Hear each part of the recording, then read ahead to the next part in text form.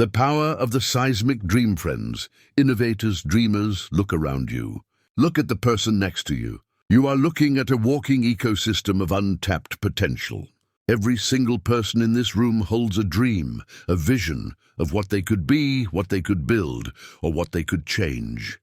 But let me ask you, how big is your dream? Is it a comfortable dream? Is it a dream that makes sense to your neighbor? Is it a tidy, manageable, safe little plan? If it is, then I'm telling you right now, you are dreaming too small. The world doesn't need more comfortable plans. The world needs seismic dreams, the kind that shake the foundations of your current reality, the kind that feel terrifying, ridiculous, and impossible all at once. The kind that, when you tell people, they lean back and say, "You're delusional." That is the dream you must chase. Failure is your tuition fee when you decide to dream big. You sign up for the reality of big failure.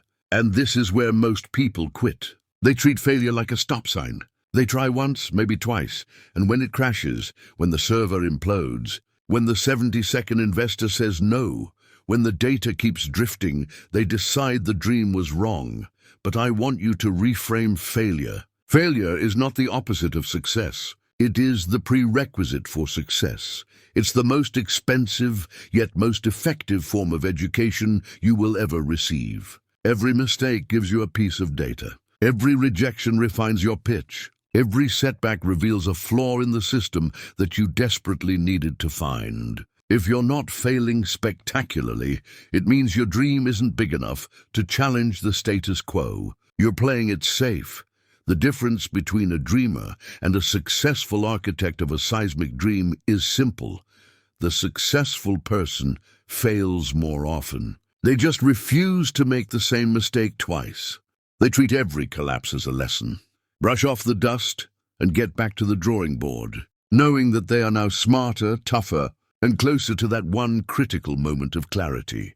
The unsexy truth of the grind. We love the narrative of the overnight success, the sudden breakthrough. But let me tell you the unsexy, essential truth.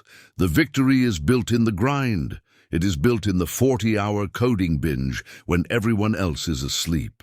It is built in the 6th consecutive month of subsisting on instant ramen and cold coffee. It is built in the sheer, bloody-minded focus required to stare at a problem for years, even when your friends have abandoned you and your bank account is empty.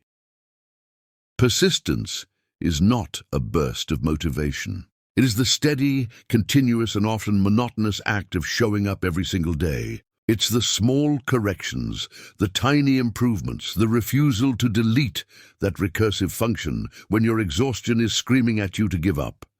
You don't need magic. You need method. You need discipline. You need the belief that even one misplaced line of code written 3 years ago can be found and fixed if you just keep showing up. And when you finally find that solution, when that single, quiet moment of surrender unlocks the whole system, that victory is yours. Earned through every lonely hour you spent in the dark.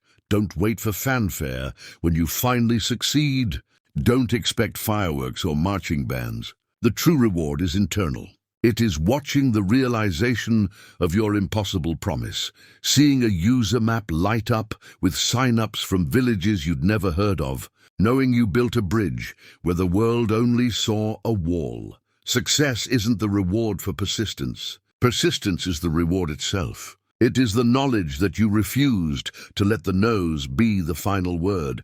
So I challenge you, stop looking for the safe choice. Stop waiting for permission. Identify the biggest, scariest, most ridiculous dream rattling around inside your skull, and then get to work. Start failing today, start learning today, and start persisting today. The world is waiting for what you are too afraid to build. Go build it. Thank you.